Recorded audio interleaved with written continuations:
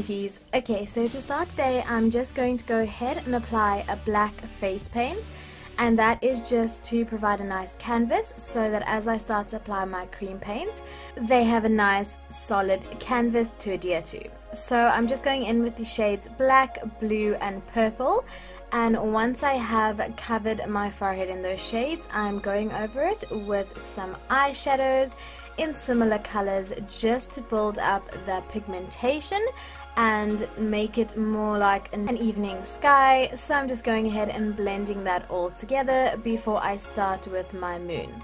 So for my moon, I just went in with a white cream paint. I wasn't entirely sure how big I wanted the moon to be, so I started off quite small and then I gradually built it up until I was happy with the size.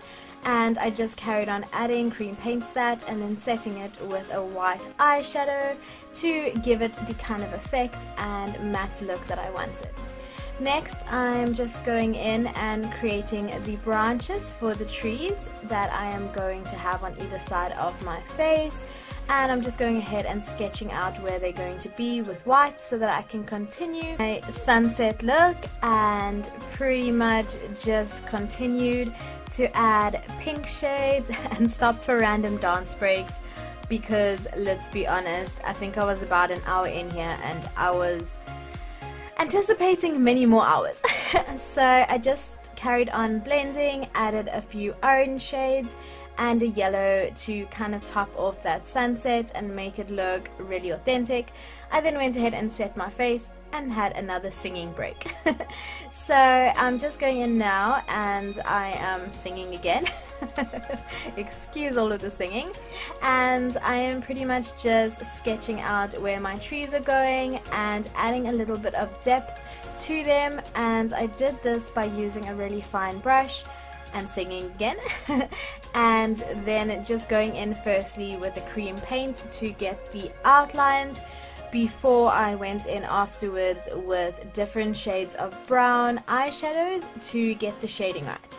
So I'm just going ahead and sketching out the two trees. The one tree that you can see me working on here is actually a really thick old tree, and the kind of design was inspired by the Faraway Tree, which was one of my favorite books growing up. It's kind of a magical big tree that kids just climb and climb into different faraway lands.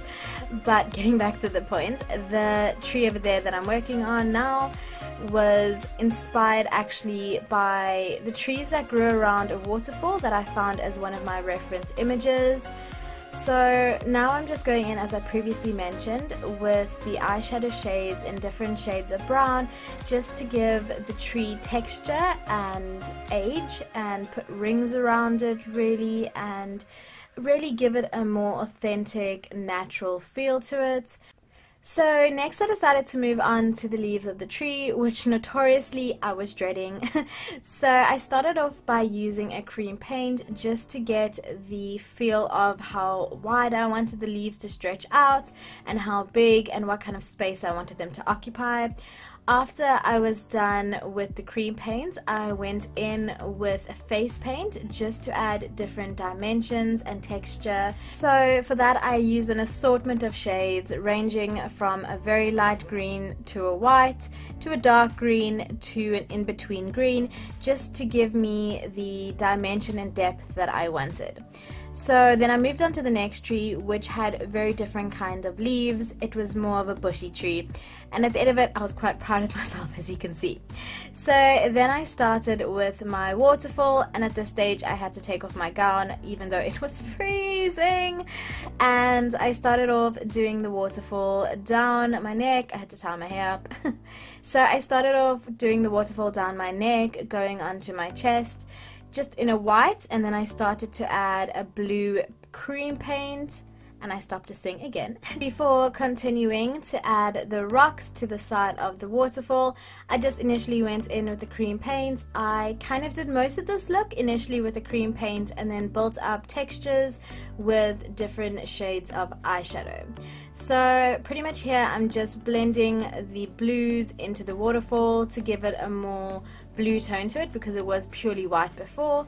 And then I'm just going in with eyeshadow shades and I'm adding dimension to the rocks so that you can see the definitions between each rock. So for this I'm pretty much just going in with a really fine brush and different shades of brown just to give that definition. And so now going ahead and I'm adding another little tree to the other side of the waterfall because it was feeling really sparse before I am now working down and creating the trunk of my magical faraway tree. So this was kind of the part that I wanted to get right, I guess I wanted to get everything right but in particular that trunk because it was supposed to be the doorway to the magical tree.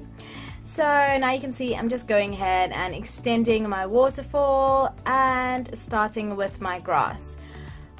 That grass caused me so much of anxiety but yeah, so I'm just going ahead and I'm starting with it's just a normal face paint and I'm just adding dimension to the grass.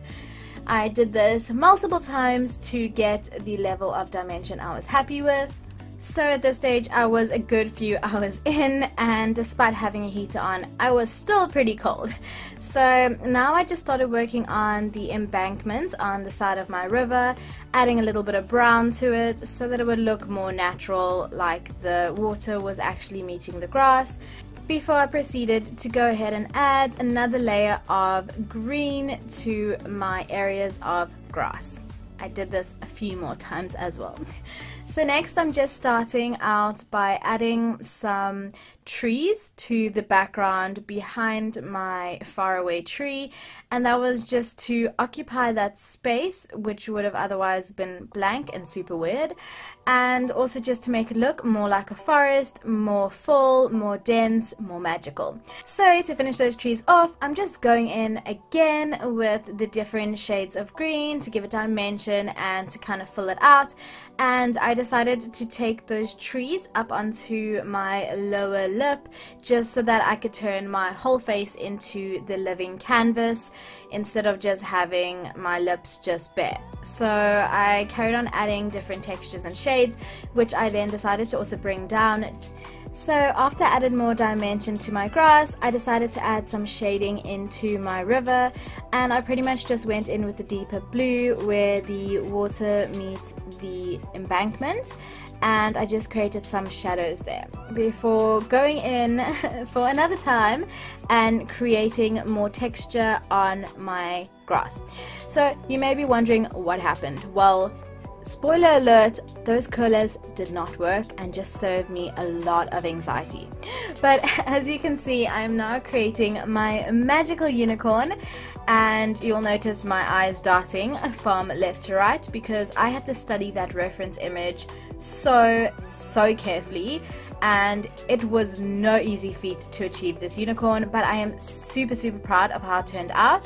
So pretty much after completing it with white cream paint, I went in with a deeper purple and completed all the shades and shadows, and then of course that magical unicorn horn, before adding a little bit of yellow to make it look like there was a warm fire inside that magical faraway tree's door. So next I'm finally moving on to my eyes. I just prime my eyes with some concealer before going in with a deep purple, a medium purple, and a bright pink, and then an orange shade, and finally a yellow shade, which I blended all together, and in between that finished my brows. And I then went ahead and did a half cut crease with concealer again before I set it with a white eyeshadow, and then I went in with my NYX glitter liner before finishing the bottom of the eyeshadow look. And last but certainly not least, let me tell you, I decided to add the silhouette of the fairy. So I was debating doing this, but I decided in the end it would actually complete the look. So I focused really hard on getting these fine details, especially these butterflies, done. And I did it! And so that is pretty much the look complete. I just went ahead and added some yellow to my upper lip before finishing this look and spraying everything in place. And then of course I had to add the crown and the crystal tiara, and that was pretty much the look complete. Thank you so much for watching, and thank you so much to NYX for giving South African makeup artists and makeup enthusiasts the amazing opportunity to enter the Face Awards. Catch you babes around. Bye!